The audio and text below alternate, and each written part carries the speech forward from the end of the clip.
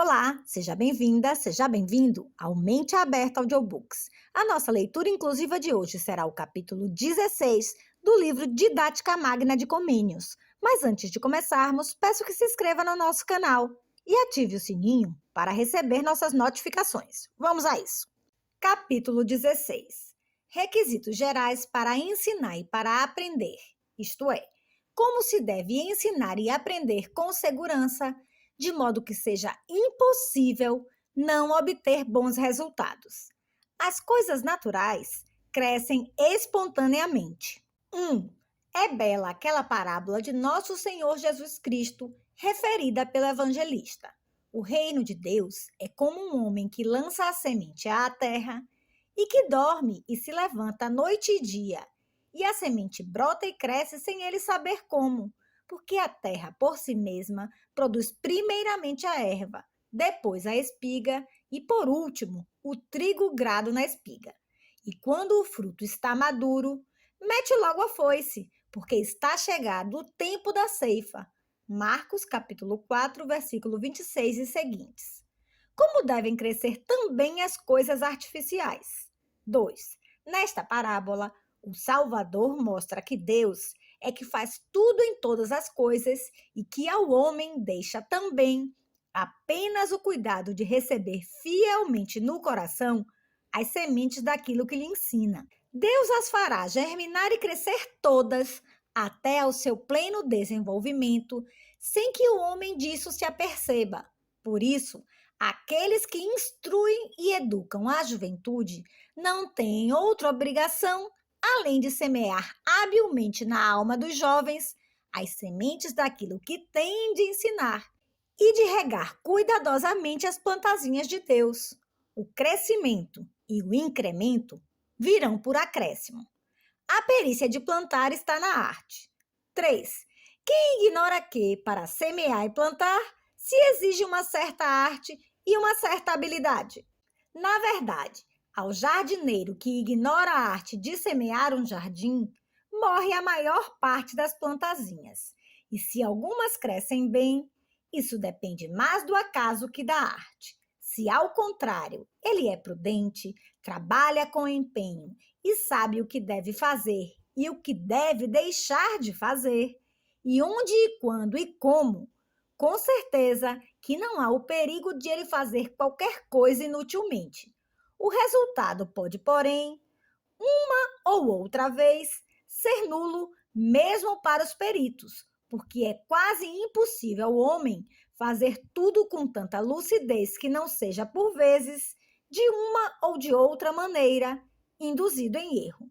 Neste momento, todavia, não falamos nem da prudência nem do acaso, mas da arte de prevenir os acasos com prudência. O método de educar deve basear-se na arte. 4. Uma vez que, até hoje, o método de educar tem sido tão vago que dificilmente alguém ousaria dizer: eu, em tantos anos, conduzirei este jovem até este ponto e deixá-lo-ei instruído desta ou daquela maneira, etc.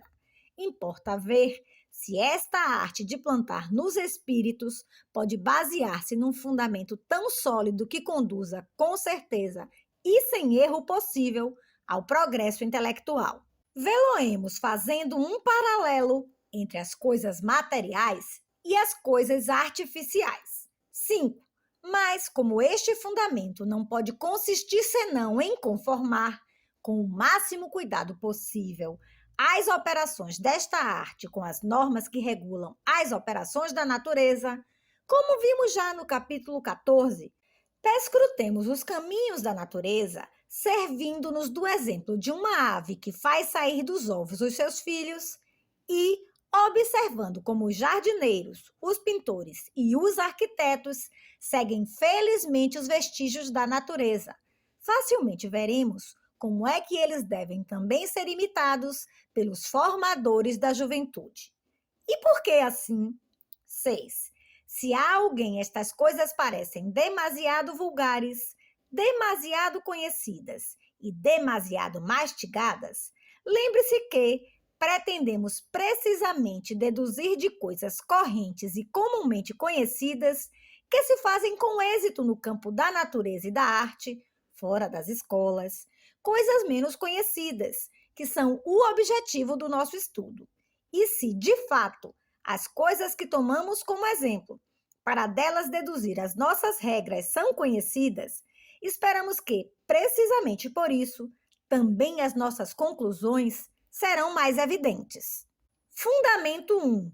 Fundamento 1 da natureza.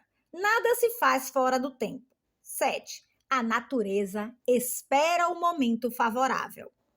Por exemplo, uma ave, para multiplicar a sua raça, não começa a trabalhar no inverno, quando tudo está frio e inteiriçado, nem no verão, quando tudo está quente e se estiola, nem no outono, quando a vitalidade de todas as coisas, juntamente com o sol, está em decréscimo, e o inverno, inimigo das coisas novinhas, está para surgir, mas na primavera, quando o sol volta a dar vida e vigor a todos os seres.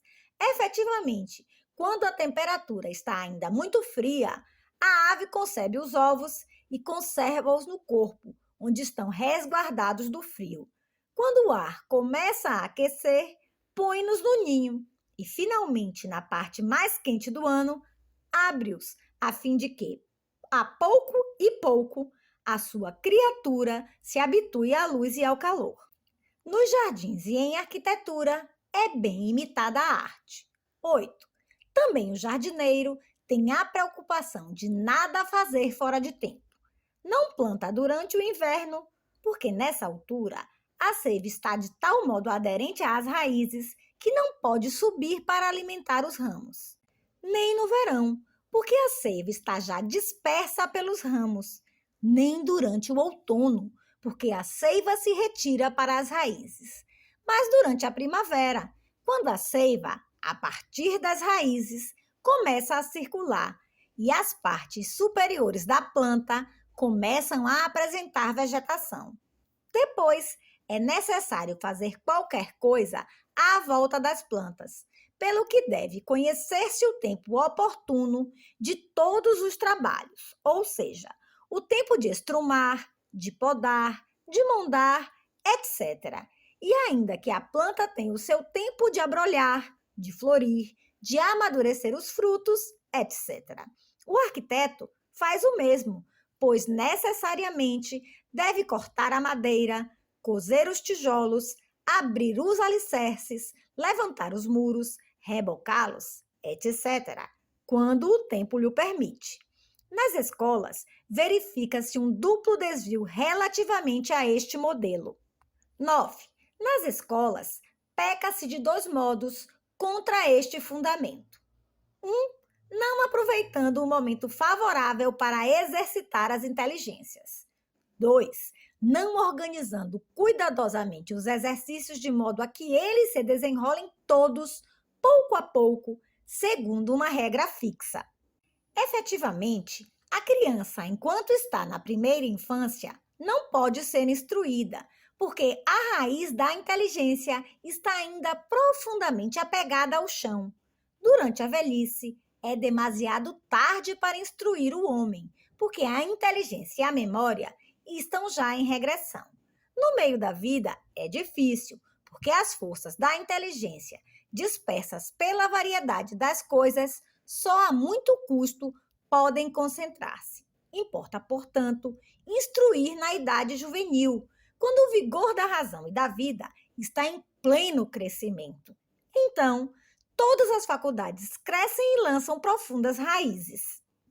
Tríplice correção. 10. Concluímos, portanto. 1.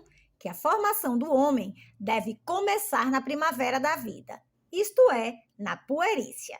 Na verdade, a puerícia assemelha-se à primavera, a juventude ao verão, a idade viril ao outono, a velhice ao inverno. 2. Que as horas da manhã são as mais favoráveis aos estudos, porque também aqui a manhã corresponde à primavera, o meio-dia ao verão, a tarde ao outono, a noite ao inverno.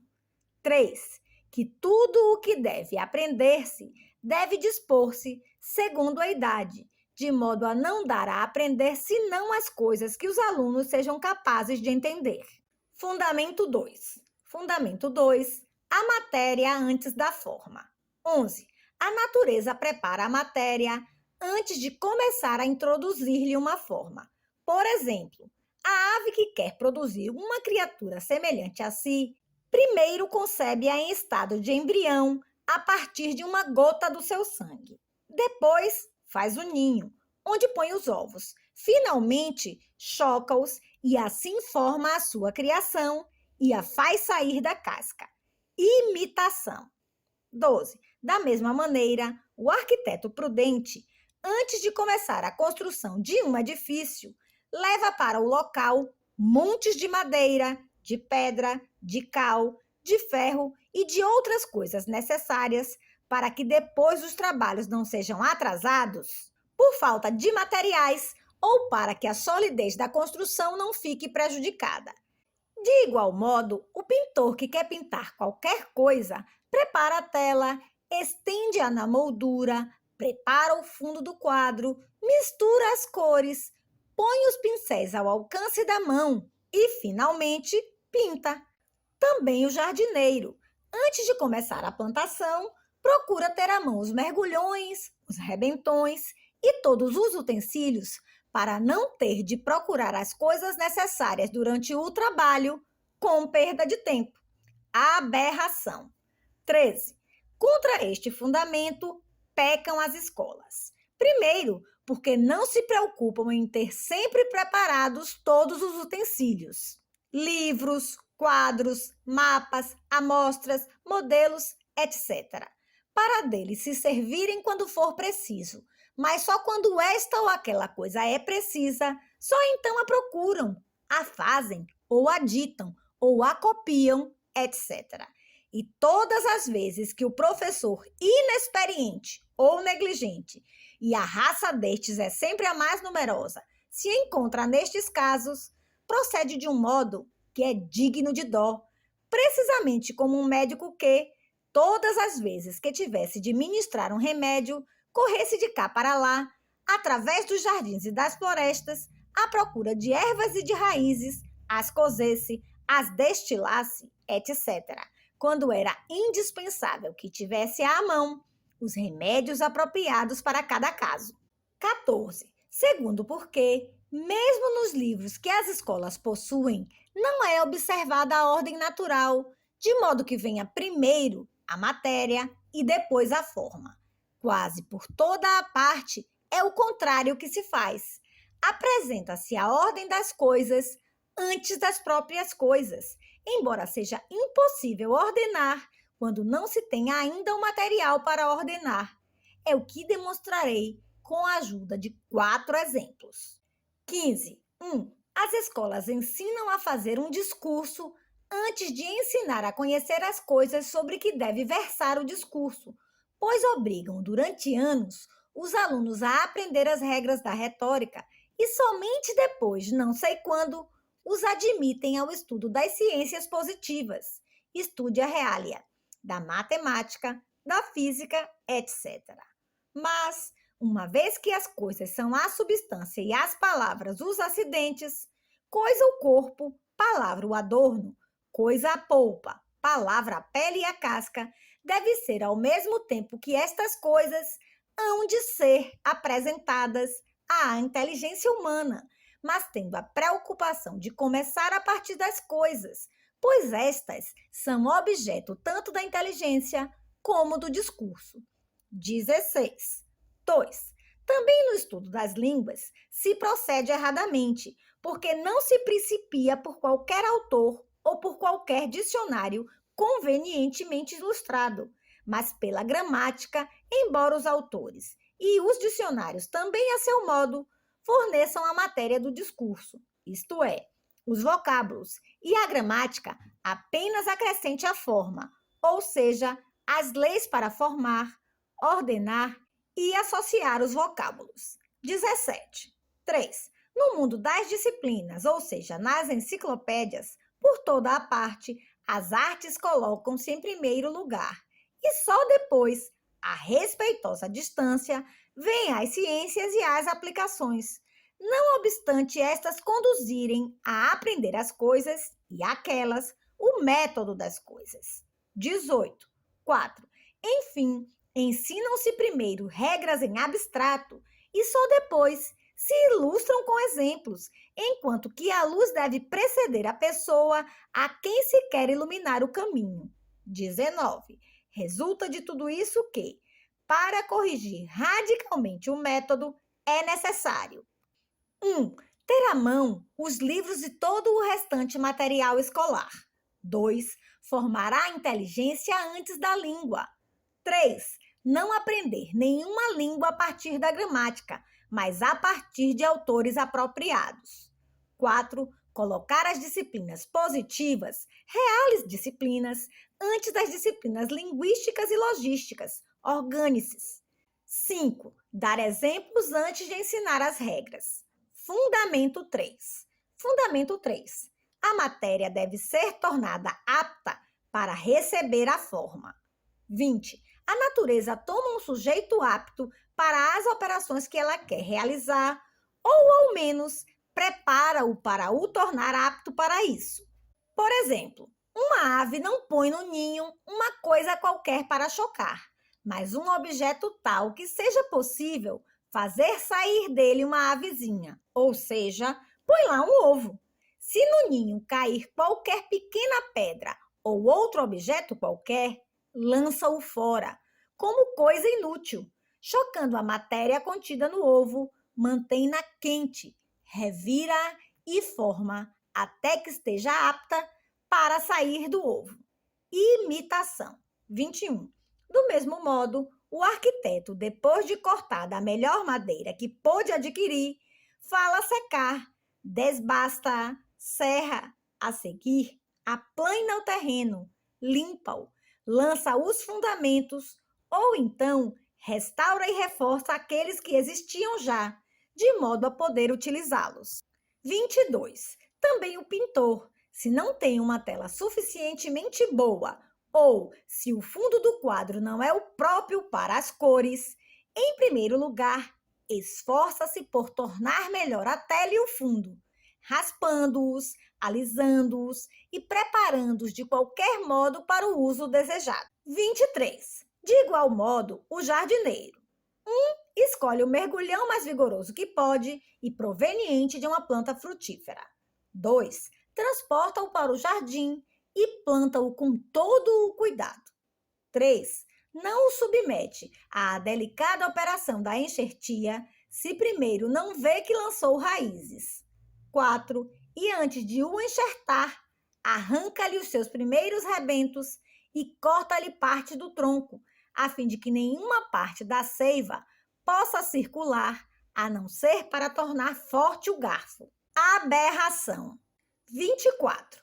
As escolas têm pecado contra este fundamento, não tanto porque recebem alunos imbecis e estúpidos, uma vez que, segundo a nossa intenção, devem receber toda a espécie de jovens, mas na medida em que, não transportam essas plantazinhas para as plantações, isto é, não as recebem todas nas escolas, de tal maneira que todos aqueles que devem ser formados para o ofício de homem não sejam despedidos da oficina antes da sua completa formação.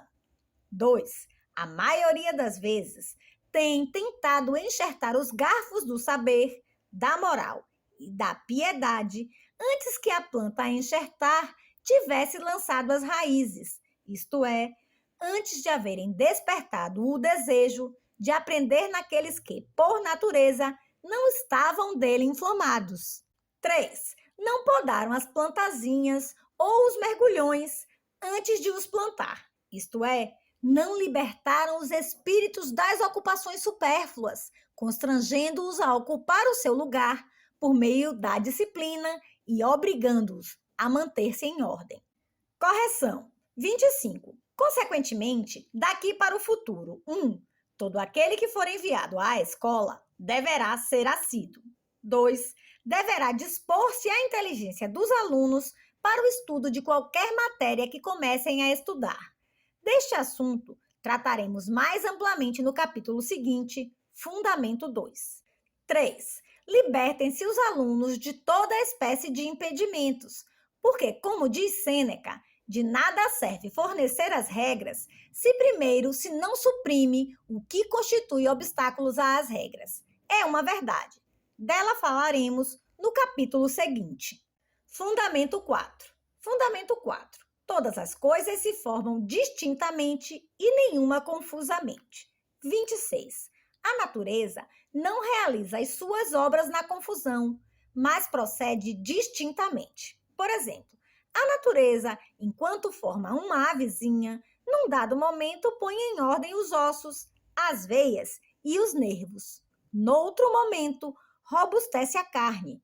Noutro momento, distende a pele. Noutro momento, recobre-a de penas. E noutro ainda, ensina a voar, etc. Imitação.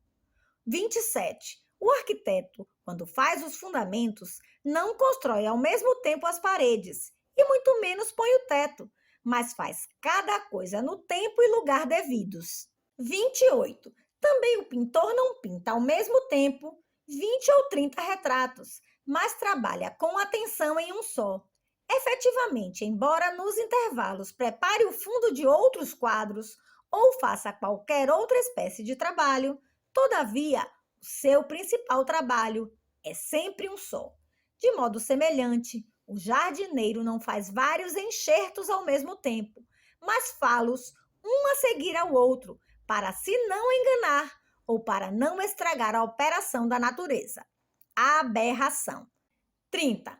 Ora, nas escolas reina a confusão, pelo fato de se querer meter na cabeça dos alunos muitas coisas ao mesmo tempo. Por exemplo, gramática latina e gramática grega, retórica e talvez ainda poética, e sei lá mais o quê. Efetivamente, quem não sabe que nas escolas clássicas, quase em cada hora do dia, varia a matéria das lições e dos exercícios? Mas que é a confusão? Se não é isto a confusão? É como se metesse na cabeça de um sapateiro fazer ao mesmo tempo 6 ou 7 pares de sapatos, e ora pegasse neles todos, um após o outro, ora os pusesse de parte. Ou como se um padeiro, ora metesse no forno alguns pães, ora os tirasse de lá, de tal modo que fosse necessário que cada pão fosse metido e tirado do forno muitíssimas vezes. Mas quem de entre eles é tão louco como isso? O sapateiro, antes de ter terminado um par de sapatos, não começa outro. O padeiro, antes que os pães estejam cozidos, não mete no forno outra fornada. Correção. 31. Imitemos, suplico-vos, estes exemplos e abstinhamo-nos de querer ensinar a dialética a quem estuda a gramática, e enquanto a dialética afina a mente, que esta não seja perturbada pela retórica, e enquanto nos ocupamos da língua latina, não sejamos importunados pela língua grega, etc., para não cairmos de uma maneira ou de outra em embaraços. Pois quem pensa em muita coisa ao mesmo tempo, arrisca-se a não compreender seriamente nenhuma delas. Sabia-o bem o grande José Escalígero, o qual, talvez por recomendação de seu pai, nunca se ocupava senão de uma só matéria de cada vez, e nela fazia incidir todas as forças da sua mente. Daqui resultou que, uma após outra, se tornou perito em 14 línguas e adquiriu tantos conhecimentos artísticos e científicos quanto os que caem sob o domínio do engenho humano, e de tal maneira que era mais versado em todos esses conhecimentos que aqueles que se dedicam a um só. Quem depois tentou seguir com firme propósito as suas pegadas, não o fez em vão.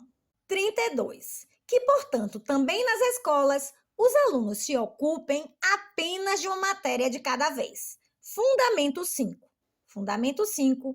Primeiro as coisas interiores. 33. A natureza começa cada uma das suas operações pelas partes mais internas. Por exemplo, a natureza não forma primeiro as unhas, ou as penas, ou a pele da ave, mas as vísceras. Depois, no seu tempo próprio, as partes exteriores. 34. Também o jardineiro não aplica os garfos à casca pela parte de fora, nem os enxerta à superfície do cavalo, mas faz uma fenda que vai até ao coração da planta e aí encaixa, o mais profundamente que pode, os garfos bem adaptados e tapa de tal maneira bem as junturas que a seiva não possa sair por nenhuma parte, mas vá imediatamente para o interior dos garfos e neles infunda toda a sua força para os fazer crescer vigorosos. 35. Igualmente, a árvore alimentada com o alimento da chuva ou nutrida pela seiva do terreno não extrai essas substâncias através da casca, mas alimenta-se através dos poros das suas partes internas. É por isso que o jardineiro não costuma regar os ramos nem as raízes.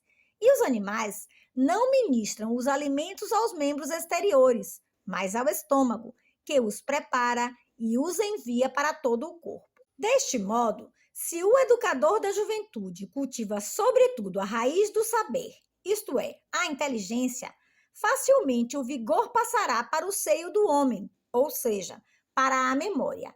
E, finalmente, aparecerão flores e frutos, isto é, o uso corrente da língua e a prática das coisas.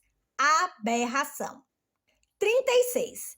Erram, portanto, aqueles professores que querem realizar a formação da juventude que lhes foi confiada, ditando muitas coisas e mandando-as aprender de cor antes de as terem explicado devidamente.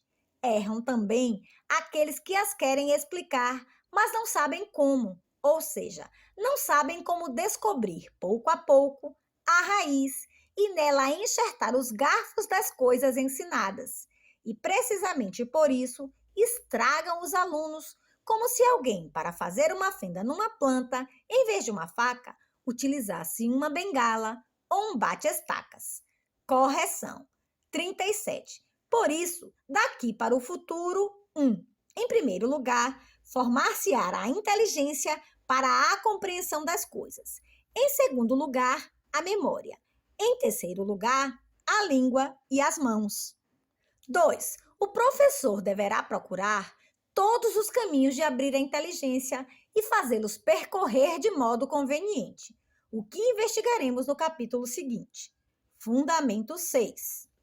Fundamento 6. Primeiro, as coisas gerais. 38. A natureza começa todas as suas obras pelas coisas mais gerais e acaba pelas mais particulares. Por exemplo, querendo de um ovo produzir uma ave, a natureza não começa por formar a cabeça, ou os olhos, ou as penas, ou as unhas, mas aquece toda a massa do ovo e o movimento produzido pelo calor dá nascimento a uma rede de veias que oferece o esboço de toda a avezinha. A cabeça, as asas, os pés, etc., em embrião. E, finalmente, pouco a pouco, cada parte se desenvolve até atingir a sua forma perfeita. Imitação. 39. Imitando este fato natural, o arquiteto começa por conceber na sua mente o plano geral de todo o edifício, ou desenham em perspectiva no papel, ou então faz um modelo de madeira e, em conformidade com esse plano, lança os fundamentos e levanta os muros. E, finalmente, cobre a construção com o telhado. Depois disso, ocupa-se das partes mais pequenas, as quais devem tornar a casa perfeita, as portas, as janelas, as bancadas, etc. Por último, acrescenta-lhe os ornamentos, pinturas, esculturas, tapeçarias, etc. 40. Também o pintor que quer pintar o rosto humano não imagina nem pinta primeiro uma orelha ou um olho, ou o nariz ou a boca, mas esboça com o carvão o rosto ou o homem inteiro. Depois, se vê que as proporções estão exatas, com um pequeno pincel, forma o fundo do quadro, mas mantendo-se sempre nas linhas gerais. A seguir, desenha os intervalos entre as sombras e a luz e, finalmente, forma os membros com todos os pormenores e adorna-os com cores perfeitamente distintas. 41. De modo idêntico, o escultor, que quer fazer uma estátua, toma um tronco rude, bosqueja-o em redor e dá-lhe primeiro uma forma grosseira, depois uma forma mais perfeita, para lhe dar de qualquer modo o aspecto de estátua, e por fim, rasga-lhe de modo perfeitíssimo cada um dos membros e reveste-os de cores. 42. Igualmente, o jardineiro não toma senão o esboço geral das plantas, isto é, o garfo, o qual pode quase logo lançar tanto os ramos principais quantos são os seus rebentos. Aberração. 43. De onde se segue que o ensino das ciências é mal feito quando é fragmentário e quando não começa por um prévio esboço geral de todo o programa, e que ninguém pode ser perfeitamente instruído numa ciência particular se não tem uma visão geral das outras ciências. 44. Daí se segue também que se ensinam mal as artes, as ciências e as línguas, se não começa pelos seus primeiros rudimentos. Mas habitualmente ninguém faz esse estudo prévio, pois apenas admitidos aos estudos da dialética, da retórica e da metafísica, os infelizes dos alunos vêm-se arrasados sobre uma montanha de regras prolixas, de comentários, de explicações aos comentários, de confrontos de autores e de controvérsias. De igual modo, são empanturrados de gramática latina, com todas as suas exceções e irregularidades, de gramática grega, com os seus dialetos, enquanto para lá estão atônitos e sem saberem para que tudo aquilo possa servir. Correção. 45. Para evitar esta desordem, eis o remédio. 1. Que na mente das crianças que se destinam aos estudos se façam entrar, logo desde o começo da sua formação, os fundamentos de uma instrução universal, isto é, uma tal coordenação das matérias que os estudos que, pouco a pouco, se seguem pareçam nada trazer de absolutamente novo, mas sejam apenas um desenvolvimento pormenorizado das coisas anteriores. Efetivamente, também numa árvore, ainda que o seu crescimento se prolongue por mais de 100 anos, não nasce nenhum ramo novo, mas aqueles que nasceram ao princípio alongam-se constantemente e formam novas pequenas ramagens. 2. Que qualquer língua, ciência e arte se ensine, primeiro, por meio de rudimentos muito simples, para que se aprenda o seu plano geral.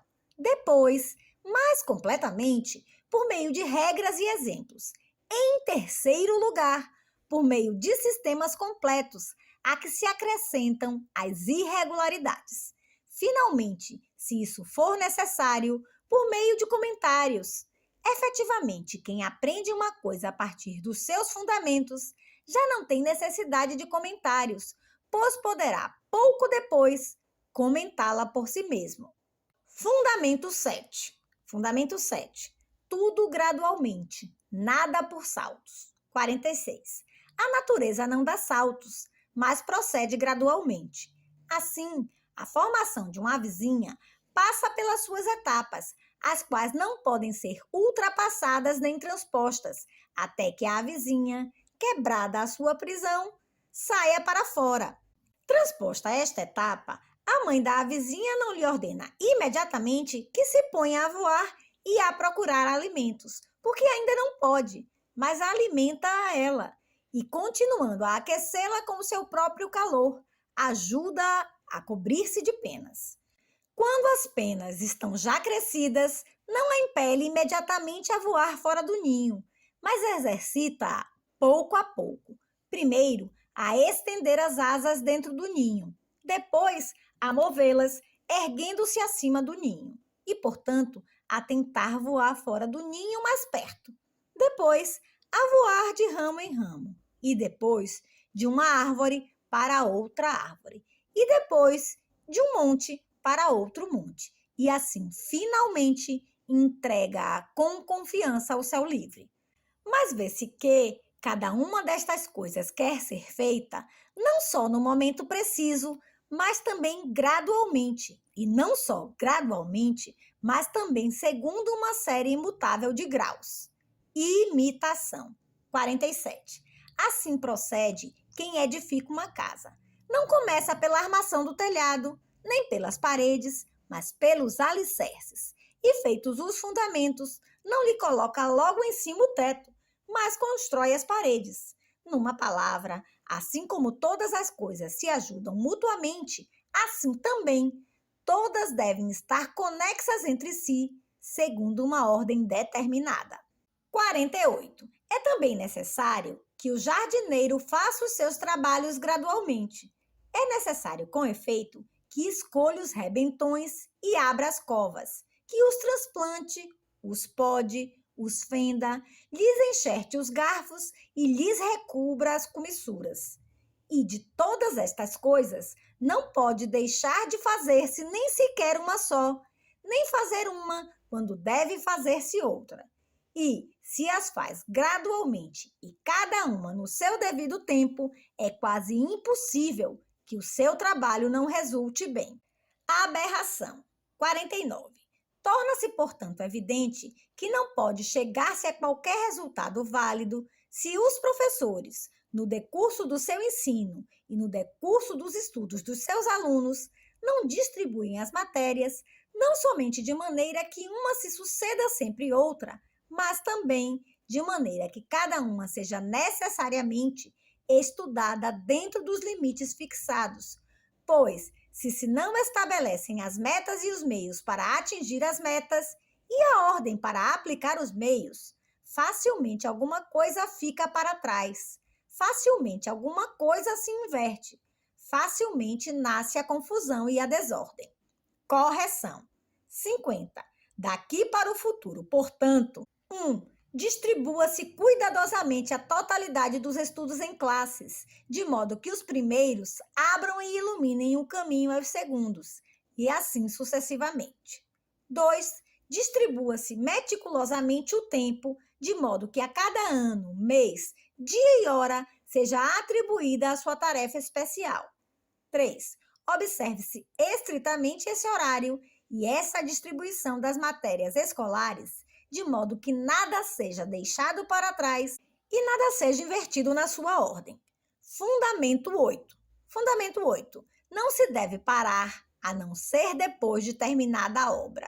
51. A natureza, quando empreende um trabalho, não o abandona senão depois de o haver terminado. A ave, com efeito, quando por instinto começa a chocar os ovos, não deixa de os chocar até a sua eclosão, pois, se deixasse de o fazer, ainda que fosse apenas por determinada algumas horas, o feto arrefeceria e morria. Mesmo quando as aves saíram já da casca, não cessa de as manter quentes, até que, cheias de vida e cobertas de penas, estejam aptas a suportar a impressão do ar.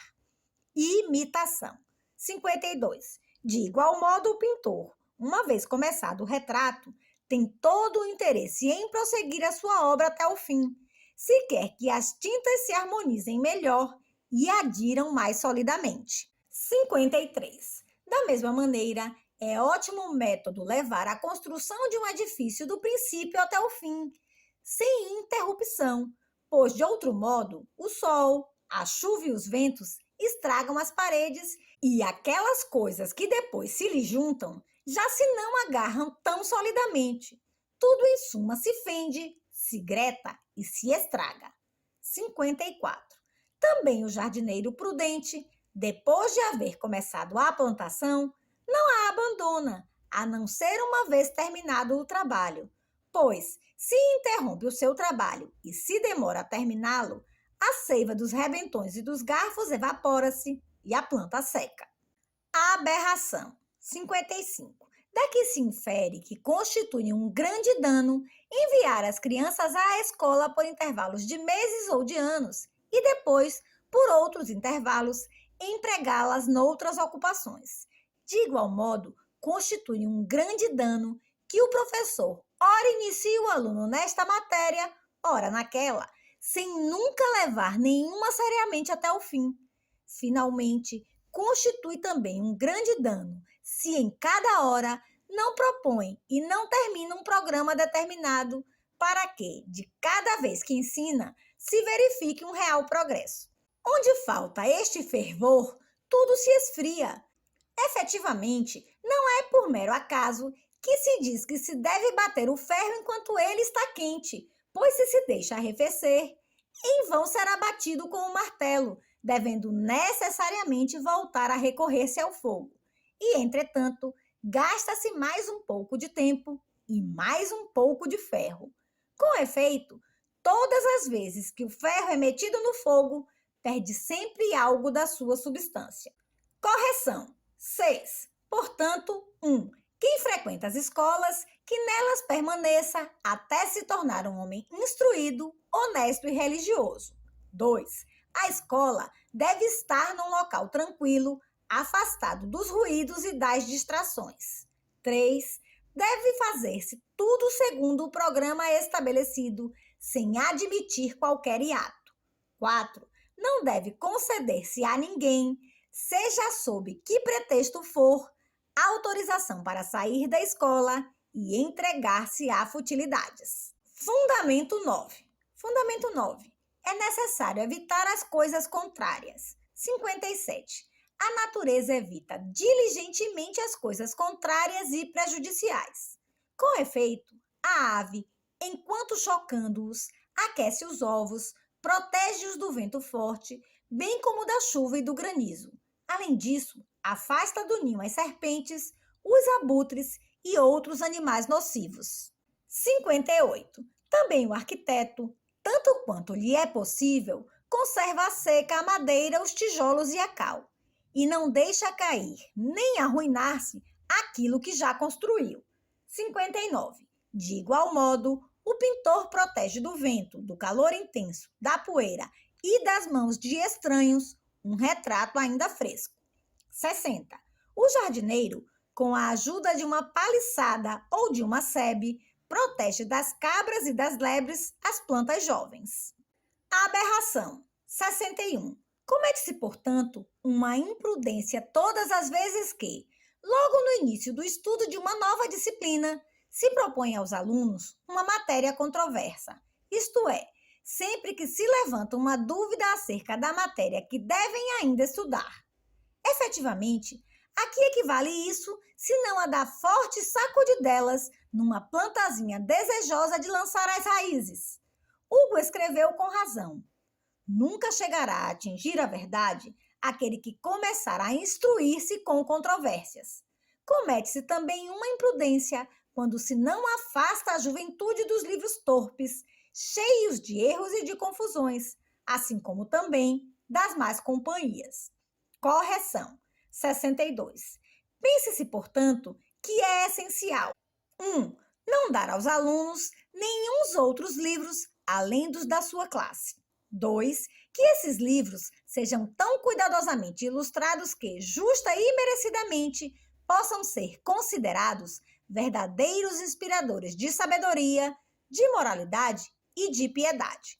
3. Não devem ser toleradas nas escolas ou nas vizinhanças das escolas companhias dissolutas. Conclusão. 63. Se todas estas regras forem observadas escrupulosamente, será quase impossível que as escolas falhem na sua missão.